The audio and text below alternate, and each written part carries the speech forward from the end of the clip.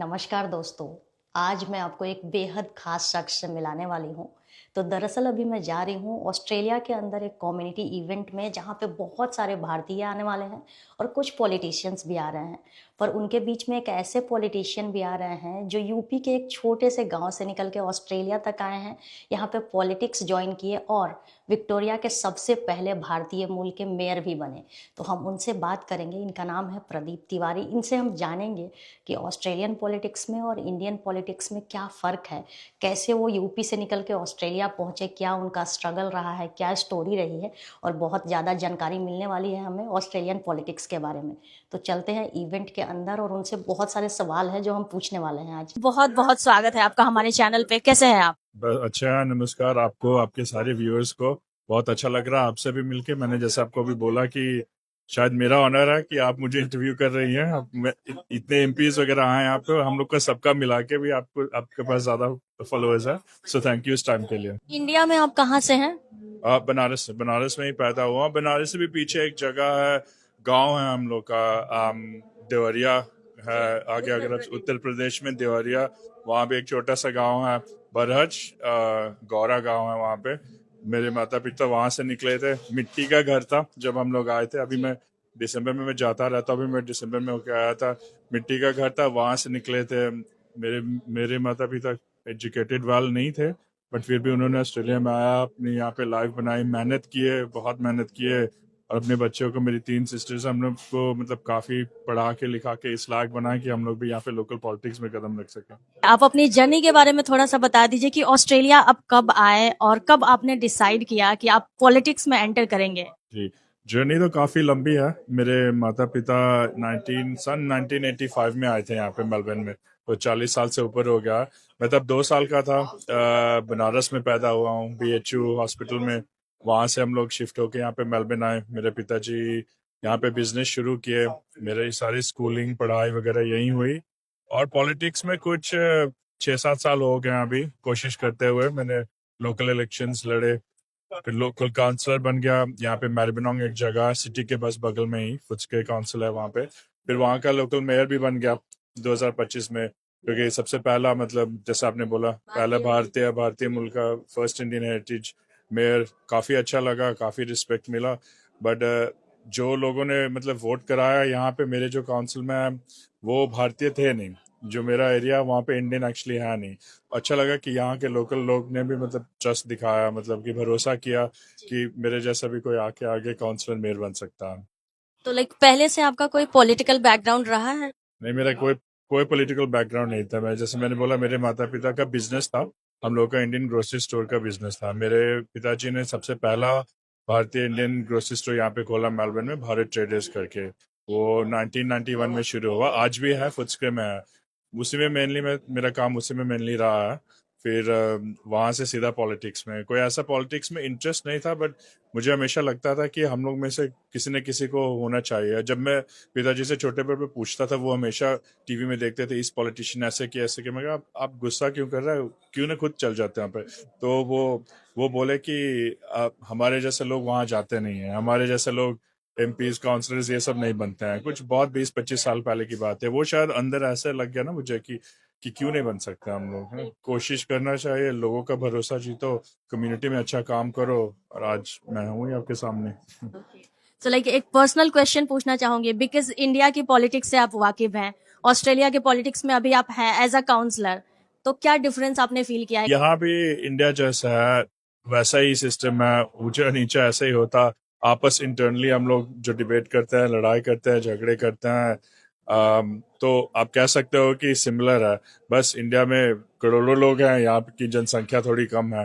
तो हम लोग को, थोड़े कम लोगों को, मेरे काउंसिल में करीब 1 लाख लोग हैं, हम लोग को कम लोगों के साथ करना पड़ता है। तो अब पूरा मुझे इंडियन पॉलिटिक्स का पूरा तो पता नहीं है, जैसा आप कह रहे हो करप्शन ओपन है, पर आप न्यूज में यहाँ भी सुनती हो, यहाँ पे भी ऐसा होता है, ये न्यूज में आता रहता है। तो मुझे लगता है सिस्टम दोनों जगह का सेम ही है जी, पर मैं उनमें से नहीं हूँ। It's okay. सो लाइक आप पहली बार यहाँ पे मेयर बने एज ए इंडियन, जब आप यहाँ पे मेयर की कुर्सी पे बैठे, क्या एक्सपीरियंस रहा, आपको कैसा लगा? हाँ, मुझे बहुत मजा आया था। मुझे लगा ना, मैं पहले बैठा था उस रूम में, चेम्बर में, अकेला इंडियन मैं ही था, बाकी सारे गोरे थे। गोरे मुझे टाइटल पकड़ा रहे थे, गाउन पहना रहे थे, चेन पहना रहे थे। तो मेरे लिए तो मतलब बहुत सरील मोमेंट था। मुझे लगा कि ये हो क्या रहा है पहले तो। फिर बहुत अच्छा लगा जब उन्होंने बैठा के चेम्बर में सीट में बोला कॉन्ग्रेचुलेशंस मेयर तिवारी। तो तब थोड़ा मुझे मेरे पिताजी का वो बात बस बार बार याद आ गया कि वो जो बोल रहे थे ना कि हाँ हम लोग इंडियन है, हम लोग ये सब पोजीशन पे आ नहीं सकता है। तो मुझे लगता है शायद मुझसे भी ज्यादा खुश वो हुए होंगे उस मतलब मोमेंट में, उस वक्त में। सो बिकॉज आप पहले भारतीय रहे जो ऑस्ट्रेलिया के पार्लियामेंट में एंटर किए हैं, तो क्या आपने वहां पे कभी फील किया कि लाइक कुछ रेसिज्म या फिर ऐसा कुछ फील किया बिहेवियर वाइज? मुझे पार्लियामेंट चेम्बर में तो नहीं ऐसा लगा है। जिन जिन लोगों के साथ मैं काम करता हूँ, जिन कॉलीग्स के साथ काम करता हूँ, वो काफी मतलब रिस्पेक्टफुल रहा हूँ। उनको भी अच्छा लगा कि कोई हम लोग की कम्युनिटी में से आ गया। लेकिन जो बाहर कम्युनिटी है, जो बाहर हम लोग बोलते हैं गोरों की कम्युनिटी, उनमें से हम लोग मुझे काफी रेसिज्म मिला है। मुझे शायद जितना मेयर बनने के बाद मिला, शायद उतनी जिंदगी में नहीं मिली मुझे। क्योंकि कई लोग को, जैसा आप देख ही रहे हैं न्यूज में, पॉलिन हैंसन ये लोग आते हैं, तो इन लोगों को समझ नहीं आता कि हम लोग जैसे लोग कैसे आगे बढ़ गए। वो ये बोलते हैं कि नहीं, यहीं के लोग होने चाहिए, गोरे होने चाहिए, यहाँ पे पैदा होने चाहिए। मेरी तो पूरी जिंदगी यहीं पे बंदा तक कटी है। जब मैं मेयर बना, ऐसे ऐसे चीजों का मतलब रेसिज्म का मैंने सामना किया जो मतलब मैं कभी सोचा नहीं कि मुझे भी इन चीजों का जवाब देना पड़ेगा। जब ये हुआ शुरू में ना, तो मुझे अपने लिए बुरा नहीं लगा। मुझे मेरे जो इंडियन कम्युनिटी है, भारतीय कम्युनिटी ना, उनके लिए बुरा लगा कि जब मेरे साथ हो सकता है ऐसा, तो पीछे तो लोग बोलते ही नहीं होंगे। उस दिन से मैंने डिसाइड किया, अगर कोई मेरे फेसबुक पे जाए, जहाँ देखे ना, जहां मुझे कोई ऐसा कुछ भी बोलता है, मैं छोड़ता नहीं हूँ। मैं उनमें से मैं रिप्लाई करके अच्छे से उनको बता देता हूँ कि हम लोग कौन है, कैसे आए हैं यहाँ पे, मेहनत करके आए हैं, टैक्स भर के आए हैं, मेहनत कर रहे हैं, इस देश का विकास करके आगे बढ़ा रहे हैं। और तुम लोग क्या कर रहे हो, बैठ के फेसबुक पे हम लोग को गालियां दे रहे हो। तो फर्क ये, मैं मतलब छोड़ता नहीं हूँ। मैं जो चुप रहने वालों में से हो ही नहीं हूँ। तो जो भी देख रहा, कभी भी कोई रेसिज्म या कुछ भी ऐसे फेस हो, मैं तो हूँ ही हेल्प के लिए, बट सहना नहीं, सुनना नहीं। सो एक लास्ट क्वेश्चन है, अभी हाल ही में आपने देखा हमारे प्रधानमंत्री मोदी जी आए और उनके लिए 10-20 लोग खड़े होकर प्रोटेस्ट कर रहे थे, गो बैक होम। इसके बारे में क्या कहना चाहेंगे? हाँ, मैं वही था एक्चुअली, जो 10-20 प्रोटेस्ट कर रहे थे। मैं उनके सामने भी गया, मैं उनको गालियां भी दे के आया हूँ। पर उसमें मैं मोदी जी से भी मिला, उनको बहुत अच्छा लगा। जो लोग प्रोटेस्ट कर रहे थे वहां पे, जो 2-3 ग्रुप्स है ना, मुझे समझ में ये आया कि वो काफी अनएजुकेटेड है। उनका जो एजुकेशन लेवल है, चाहे वो घर से जहाँ से निकले, उनको एजुकेशन उतना है नहीं, या जिस चीज के लिए वो मुद्दे पे प्रोटेस्ट कर रहे थे, उनको अपना प्रोटेस्ट बयां करने नहीं आ रहा था। वो लोग गाली गलौज इस सब चीज पे रिजोर्ट कर लिए थे, तो वो गलत था। मैं तीनों ग्रुप से जाके भी मिला था, मैं बात भी किया था कि आप प्रोटेस्ट कर सकते हो। ऑस्ट्रेलिया एक ऐसी डेमोक्रेसी है कि यहाँ पे आप शांति से प्रोटेस्ट कर सकते हो।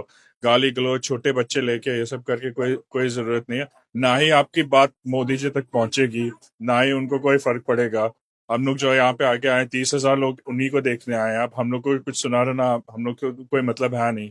तो आप अपना टाइम ही वेस्ट करो। बट समझ लगा कि जो लोग आए हैं उनके पास टाइम जाया करने को है, उनको अपना टाइम वेस्ट करने दो। बस यही है, ये लोग करते रहेंगे। बस मेन चीज मैंने ये सब सीखा कि एजुकेशन लेवल उनका है नहीं, उनको थोड़ा ज्यादा एजुकेशन चाहिए। फिर अगले बार हो सकता है मोदी जी के अंदर स्टेडियम में आके वो लोग भी बैठ के देखें।